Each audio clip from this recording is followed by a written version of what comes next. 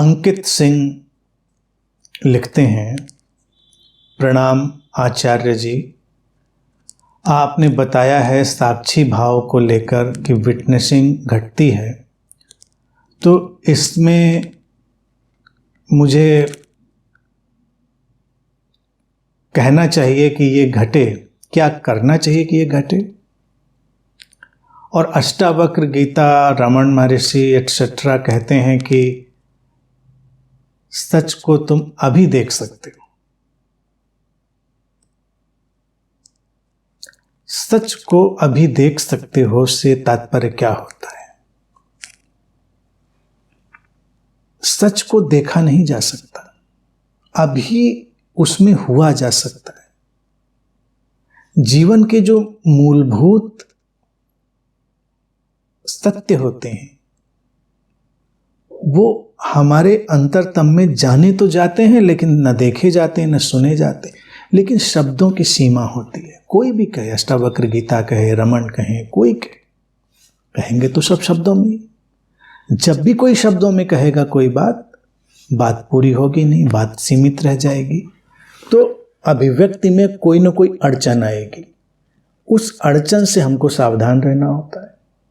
तो अगर कोई कहे कि हम अभी इस सत्य को तुम्हें दिखा सकते हैं या तुम अभी इस सत्य को देख सकते हो, तो इसका क्या तात्पर्य होगा? जैसे ये चेतना है, तो इस चेतना की एक इन एग्जिस्टेंस है, यानी कि अनस्तित्वगत सत्ता वो है, लेकिन वो है नहीं, हम उसको पकड़ नहीं पाएंगे।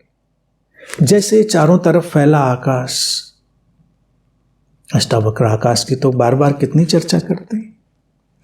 आकाश बार बार हम बोलते हैं, लेकिन आकाश क्या है? आकाश को ही हम ट्रांसलेट करते हैं, अनुवादित करते हैं। अगर इंग्लिश में कहें तो कहते हैं nothingness. What is space? Space is dimension of nothingness, कुछ नहीं। लेकिन इस आकाश के बिना कुछ हो भी नहीं रहा। ये आकाश ना हो, ये रिक्तता, ये खालीपन ना हो, ये फैलाव ना हो, तो कहां पर कोई सृजन होगा, कहां पर कोई निर्माण होगा? नहीं होगा। लेकिन क्या हम आकाश को देखते हैं? आकाश को कोई नहीं देखता। हम आकाश में प्रकट हुए आकारों को देखते हैं। उन आकारों के सापेक्षिकता में, उनकी रिलेटिविटी में हम ये देखते हैं कि कुछ आकाश जैसा है, कुछ खालीपन जैसा है। अगर कोई ऑब्जेक्ट, कोई फॉर्म कहीं ना हो, तो क्या हम सचमुच में उस खालीपन को, उस आकाश को देखने में सक्षम होंगे? जिसे हम अपनी चेतना कहते हैं, उसी को सत्य या जो भी शब्द देना चाहते हैं सारे बुद्ध और गुरु वो देते हैं, लेकिन उसे देखा नहीं जा सकता, न महसूस किया जा सकता। वो है अपने मूल अनभिव्यक्त रूप में, अनमैनिफेस्टेड फॉर्म में, और उसके होने से ही सब घटता है। जैसे जीवन बहुत और नज़दीक आए, जिसको हम पकड़ सकते हैं, तो वहाँ से देखें। वो चेतना जीवंतता की तरह, अलाइवनेस की तरह हर जगह प्रकट हो रही। हमारे शरीर मन से प्रकट हो रही है, पशु पक्षी पेड़ पौधे सबके अंदर से प्रकट हो रही। लेकिन क्या हम उस जीवंतता को कभी पकड़ सकते हैं? जीवंतता आती है, जाती है, हर तरफ वही छलकती हुई नजर आती है जीवंतता, लेकिन सीधे उस जीवंतता से क्या कोई रूबरू होता है? कोई नहीं होता। हम उसकी अभिव्यक्तियां जानते हैं, उनके एक्सप्रेशंस जानते हैं। जब हमारे शरीर मन से टकराकर वो चेतना जीवंतता का एक रूप लेती, तो हम उस एक्सप्रेशन को, उस अभिव्यक्ति को जानते हैं, लेकिन उसके मूल स्वरूप को हम नहीं जानते। साक्षी एक घटना है, साक्षी इसीलिए कोई साधना या कोई प्रयास नहीं है, साक्षी है आकाश की तरह ठहरा हुआ विद्यमान, जिसके भीतर सब कुछ घट रहा है। साक्षी इसीलिए व्यक्तिगत कोई घटना नहीं है, वो पर्सनल इवेंट नहीं है। साक्षी एक अव्यक्तिगत घटना, एक इम्पर्सनल हैपनिंग है, अव्यक्तिगत घटना जहां पर व्यक्ति नहीं है, इम्पर्सनल हैपनिंग। तो जब साक्षी घटेगा तो क्या होगा? जो ये व्यक्ति था, जो आइडेंटिफाइड कॉन्शियसनेस थी, जो ये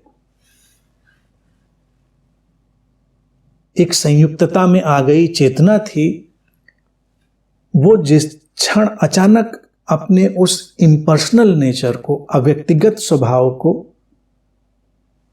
उपलब्ध होती, उधर बढ़ती है। तो जैसे ही अब पर्सनल आइडेंटिफाइड कॉन्शियसनेस अपने इम्पर्सनल यानी कि अवैयक्तिक आयाम की तरफ बढ़ी, तो जो वहां पर घटनाक्रम है वो साक्षी है। तो व्यक्ति साक्षी नहीं है, वो इम्पर्सनलनेस, अवैयक्तिकपन, वो साक्षी है। तो इसलिए किसी व्यक्ति का ये कहना बेमानी है, बेमतलब है कि मैं साक्षी हूं या साक्षी को मैं पकड़ रहा हूं, देख रहा हूं, वो बेमानी है। तो कौन क्या कहता है, कैसे कहता है, ये हमेशा कहा जाता रहेगा और अंतहीन रूप से चीजें स्पष्ट की जाती रहेंगी। कहीं पर कोई अंतिम बिंदु नहीं है, ना अष्टावक्र के पास, ना रमण के पास, ना किसी बुद्ध के पास, ना मेरे पास। हो सकता है अतीत में कोई बात कह गया हो, उसको आज मैं और ज्यादा स्पष्टता दे दूं, इतनी स्पष्टता कि तुमको लगे यस दिस इज इट, ये बात है। लेकिन कल को फिर उसी बात को कोई और भी अधिक स्पष्टता देने में सक्षम होगा। आध्यात्मिक अभिव्यक्ति जो होती है संसार में, उसका जो प्योरेस्ट फॉर्म है, शुद्धतम रूप है, वो यही है कि हमारे बीच जब वो बुद्ध आ जाते हैं तो वो उन सत्यों को हमारे लिए बहुत सरल और स्पष्ट बना देते हैं, समझ में आने योग्य। लेकिन फिर भी सीमाएं रहती हैं, शब्द हैं, शब्दों की सीमाएं, शब्दों में उलझना नहीं है, मूल वास्तविकता की तरफ लौटना है। इसीलिए जो सत्य हैं वो हमेशा निःशब्द, अनिर्वचनीय, अव्याख्य रह जाते हैं, इनएक्सप्रेसिबल हो जाते हैं। जब जब उनको कहा जाएगा वो सीमित तो होने ही हैं। तो इस दृष्टि से इसको देखना है।